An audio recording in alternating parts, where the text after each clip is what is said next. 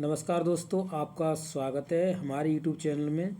जैसा कि आपको पता है, हमने डीएलएड सेकंड सेमेस्टर के लिए मैथ स्टार्ट करा था। उसके अंतर्गत हमने आपको चैप्टर 1, उसके बाद मैंने चैप्टर 2 के अंतर्गत आपको 3 वीडियो पहले से ही अपलोड में कर चुका हूं आपके लिए। अगर आपने पहले वाले वीडियो अगर आपने नहीं देखे हैं तो आप चैनल की प्लेलिस्ट में चले जाएंगे। वहाँ पर आपको एक डेडिकेटेड मैंने प्लेलिस्ट बना दी है डीएलएड सेकंड सेमेस्टर मैथ के नाम से, तो आप जाकर के वहाँ से उसे चेकआउट कर सकते हैं और आसानी से उन सभी वीडियोस को एक्सेस कर सकते हैं। यहाँ पर मेरा उद्देश्य आपको सरल भाषा में समझाना है और आपको पहले मैं एग्जाम्पल्स को समझाता हूँ, उसके बाद मैं एक्सरसाइज को आपको समझाता हूँ, एक्सरसाइज में आए हुए सवालों को। यहाँ पर मैं आपको सिखाता हूँ कि आपको क्वेश्चंस को किस तरीके से डील करना है एग्ज़ाम में, किस तरीके से उसको लिखना है ताकि आपको अच्छे से अच्छे नंबर मिलें। मैथ में आपको स्टेप्स के नंबर मिलते हैं। स्टेप्स अगर आप उसमें बना बना के लिखेंगे तो आपको नंबर मिलेंगे। अगर आप बहुत छोटा कर देते हैं क्वेश्चन के सॉल्यूशन को तो आपको नंबर वहाँ बहुत कम मिलेंगे। आपको पूरे नंबर नहीं दिए जाएंगे, तभी आपके एग्ज़ाम्स में नंबर कम आते हैं। तो आपको क्या करना है, आपको सभी स्टेप्स को लिखना है। यहाँ लिखने के ही नंबर मिलते हैं। क्यों? क्योंकि यहाँ पर हम जो डीएलएड है उसमें 1 से लेके 5 तक वाले बच्चों को हम पढ़ाते हैं, तो उनको हमें समझाना एक प्रायोरिटी होती है कि उन्हें हम किस तरीके से किस वे में समझाएंगे ताकि बच्चों को आसानी से समझ में आ जाए। तो वही चीज़ इस यहाँ पर है, वही चीज़ को हम समझाने का प्रयास करते हैं। तो पहले के वीडियो में मैंने आपको एग्जाम्पल्स को समझाया था। आज जो आगे के एग्जाम्पल्स आएंगे उनको मैं समझाऊंगा, उसके बाद एक्सरसाइज को समझाऊंगा। तो चलिए स्टार्ट करते हैं वीडियो को। और यहाँ पर हमें उदाहरण नंबर, अब हमारा ये उदाहरण आपको मुझे समझाने का टाइम आ गया है, इसको मैं समझा दूँ। तो देखिए यहाँ पर मैंने कल भी इसे शायद समझा दिया है। देखिए यहाँ पर क्या करना है, आप दोनों साइड पर इसका स्क्वायर कर दीजिए, यानी इधर भी स्क्वायर कर दीजिए पूरे का, इधर भी स्क्वायर कर दीजिए और इसे फिर खोल दीजिए। जब आप खोलेंगे तो आपको ये इसका मान निकल के आ जाएगा। आप इसे आसानी से निकाल सकते हैं। जैसे मैंने ये कहा, जैसे x + 1/x लिखा हुआ है, इसका होल स्क्वायर कर दीजिए, बराबर में 2 का होल स्क्वायर कर दीजिए। जब आप इसे खोलेंगे तो ये किस तरीके से आएगा, x² + 1/x² प्लस 2 इंटू में x और इंटू में y की जगह 1/x है, बराबर में कितना हो जाएगा आपका 4 हो जाएगा, 2 का वर्ग। यहाँ x से x कट जाएगा और ये जो 2 है उधर जाके घट जाएगा 4 में से। जब 4 में से घट जाएगा तो 2 आंसर बचेगा और यहाँ पर जिसका मान निकाल रहे थे वो तो हमारा ये है ही। ओके, इस तरीके से मैंने आपको शायद कल समझा दिया है, फिर भी मैंने यहाँ पे बता दिया आपको। इसके बाद आप देखिए यहाँ पर क्वेश्चन नंबर नेक्स्ट, ये सेम टू सेम क्वेश्चन है। इस पर भी क्या करना है, आपको इधर का स्क्वायर कर देना है और इधर भी स्क्वायर कर देना है, तो आप यहाँ से आसानी से इसका आंसर निकाल सकते हैं। वही यहाँ पर देखिए करके भी बताया गया है। आप यहाँ पे देख सकते हैं एग्जाम्पल में, इधर भी स्क्वायर कर दिया, इधर भी स्क्वायर कर दिया, फिर इस स्क्वायर को हमने खोला है। तो यहाँ पर खोल के बताया हुआ है x² + 1/x² प्लस 2xy खुला हुआ बराबर में 5 का करा हमने वर्ग, तो 25 हो गया। इसी प्रकार से नेक्स्ट स्टेप जो है वो यहाँ पर आप देखेंगे, ये जो इधर 2 था, यहाँ x से x कट गया है और जो 2 बचा है 2 उधर जाके माइनस का हो जाएगा। तो यहाँ पर आप देखेंगे 25 में से 2 गया तो बराबर में कितना बचा, 23 बचा। यही आपका आंसर हो जाएगा। नेक्स्ट स्टेप में यही आपका आंसर इन्होंने करके दिखाया हुआ है। ऐसे ही नेक्स्ट क्वेश्चन देखिए।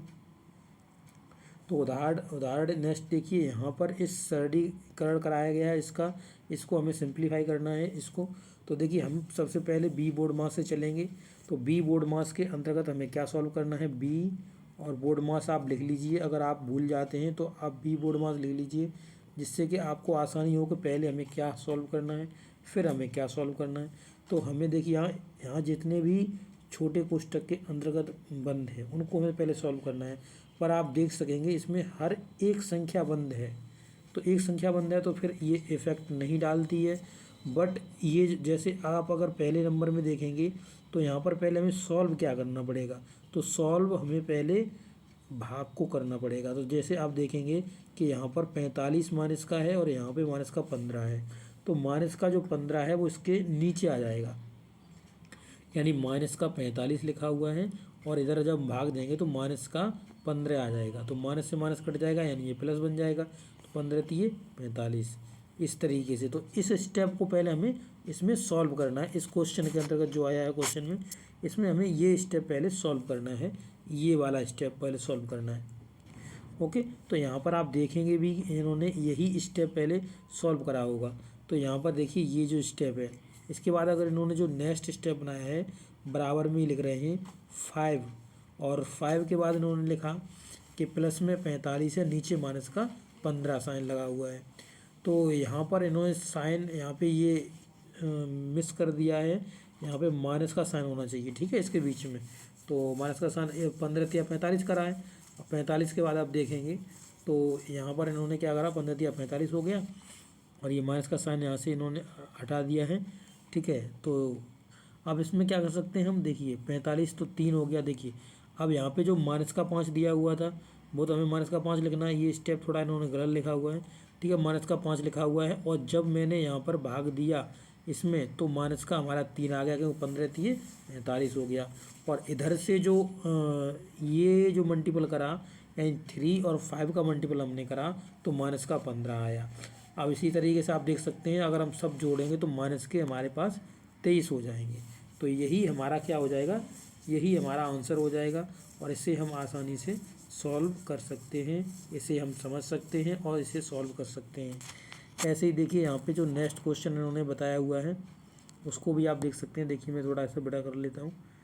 देखिए नेक्स्ट एग्जाम्पल में देखिए 2019 में आया हुआ था क्वेश्चन। इसमें भी आपको सिंप्लीफिकेशन ही करना है, इसका सरलतम रूप इसका बताना है। तो हमने पहले बताया, पहले आपको जो कोष्टक के अंदर मिलेगा उसे आप सॉल्व कर लीजिए। यानी यहाँ पर देखिए आपको 10 तिया 30 हो जाएगा, इसके सब स्टेप लिखने हैं, ठीक है। अब यहाँ पे आप देखेंगे 10 तिया 30 हो जाएगा, और यहाँ पर ये माइनस का 4 मतलब 4 घट जाएगा माइनस के 17 में से। तो यहाँ पर आप देखेंगे तो यहाँ पे देखिए ये जो 30 वाला पोर्शन उन्होंने सॉल्व कर दिया एक स्टेप में, अगले स्टेप में हम ये वाला पोर्शन सॉल्व कर देंगे। तो यहाँ पे बराबर लगा दीजिए, ठीक है। यहाँ पर अगले वाले पोर्शन में हमने इसे भी सॉल्व कर दिया, क्योंकि माइनस का मतलब प्लस का 13 बचा, इसके बाद 30 प्लस का ये रहा, माइनस का 5 घटाना है, तो ये कितना बच जाएगा, 38 बच जाएगा। तो इस तरीके से आप इस क्वेश्चन को समझ सकते हैं। अब यहाँ पर क्या आ गया है, यहाँ पर देखिए इन्होंने भाग की प्रोसेस को बताया हुआ है कि हमें भाग सीखने हैं। अब देखिए ये जो आपका क्वेश्चन है 2021 में आया हुआ है। यहाँ पर आप जितने भी एग्जांपल्स देखेंगे वो किसी न किसी परीक्षा में आपके आए होंगे, यानी डीएलएड के। तो ये आए हुए क्वेश्चन है, एग्जाम्पल्स से ज़्यादा क्वेश्चन रखे जाते हैं तो वो आपको सॉल्व करने होते हैं। यहाँ पर हमको क्या करना है, ये जो संख्या है इसमें हमें इस संख्या से भाग देना है, ठीक है। अब यहाँ पर हमने नीचे लिख लिया इस संख्या को। अब देखिए x 2 है, तो x 2 है तो हमें यहाँ पे ये 2 हमने चलो काट दिया, एक x रह गई। उसके बाद बाई है, बाई की हमने क्या करा, हमने ये बाई 1 है, तो यहाँ पर हम 1 काटेंगे तो 2 बाई बच जाएंगी मेरी। यहाँ पे 6 को हम काट देंगे, जिससे 3 दूनी 6 होता है, और 2 से इसे काट देंगे, 2 दूनी 4 होता है। तो हमारे पास कितना बचेगा। अब नेक्स्ट स्टेप में अगर हम देखें तो हमने अगर ये एक स्टेप में ही नहीं काटना है, आपको अलग अलग स्टेप में काटना है, या फिर आप सीधा पहले मल्टीप्लाई कर लीजिए जैसे इन्होंने करा है, उस तरीके से भी आप देख सकते हैं। जैसे इन्होंने करा है कि पहले इन्होंने मल्टीपल कर लिया है, जैसे 3 चौको 12 हो गया तो 12 लिख दिया। उसके बाद एक्स क्यू इधर है और एक्स इधर है तो एक्स पावर 4 हो जाएगा। इसी प्रकार बाई क्यू इधर है और बाई क्यू इधर है तो बाई पावर 6 हो जाएगा। इस तरीके से अब इन्होंने यहाँ पे काट दिया है, आप देखेंगे 6 दूनी 12, 2 से काट दिया, ठीक है, यानी 6 से काट दिया है। उसके बाद इन्होंने बाई का स्क्वायर था तो बाई के स्क्वायर हम यहाँ से 2 कटेगा 2 रह जाएगा। इसके बाद हम बाई से बाई काट दिया तो यहाँ पे बाई 5 रह जाएगा। तो ये देखिए आंसर आपका लिखा हुआ है यहाँ पे। तो इस तरीके से आप इस क्वेश्चन को समझ सकते हैं। इसके बाद आपका नेक्स्ट जो क्वेश्चन इन्होंने कहा है, लिखा हुआ है कि ये जो है व्यंजक को पूर्ण वर्ग बनाकर वर्णखंड करिए। पहले इसका पूर्ण वर्ग बनाना है, फिर इसका हमें क्या करना है, फैक्टर करने हैं इसके। तो अब पूर्ण वर्ग बनाना है, पहले मैं देख तो लूँ ये क्या है, ठीक है। इसके हम फैक्टर कर लेता हूँ पहले, पता चल जाएगा, इसके वर्णखंड हो जाएंगे। ये व्यंजक को पूर्ण वर्ग बनाकर वर्णखंड करिए। तो देखिए हमने पहले इसके फैक्टर करने चाहे, फैक्टर ये हो रहे हैं या नहीं हो रहे हैं। तो देखिए यहाँ पे फैक्टर हो रहे हैं। यानी पहले हम क्या करते हैं, एक्स का मल्टीपल करते हैं, यानी एक्स के आगे अगर कोई नंबर है तो उसका मल्टीपल करते हैं, जो लास्ट में नंबर होता है तो उसमें मल्टीपल करते हैं, तो 5 एकन 5 हुआ। अब 5 के एक्स से फैक्टर करूँगा जो कि माइनस के मतलब जोड़ने पे माइनस के 4 आ जाए, ठीक है, या और गुणा करने पर 5 आ जाना चाहिए, माइनस के 4 आ जाने जोड़ने पे और गुणा करने पर उतना आ जाना चाहिए, यानी कहने का मतलब 5 आ जाना चाहिए। तो 5 एकन 5। अब देखिए 5 में से अगर एक मतलब एक जमा देंगे हम तो 4 बच जाएगा। अब हमें क्या करना है, तो हमें यहाँ पे माइनस का 5 यानी जो कोष्टक के अंदर हमें रखना है, जिससे कि आपको समझ में आ जाए। जैसे इस तरीके से एक्स स्क्वायर माइनस का, यहाँ पे कोष्टक लगा लीजिए और यहाँ लिख लीजिए 5 माइनस 1, तभी तो 4 बचेगा आपका। ये जो स्टेप है तभी तो आपको 4 बचेगा। इसके बाद आप लिख लीजिए एक्स, बाहर एक्स है और माइनस का 5 है।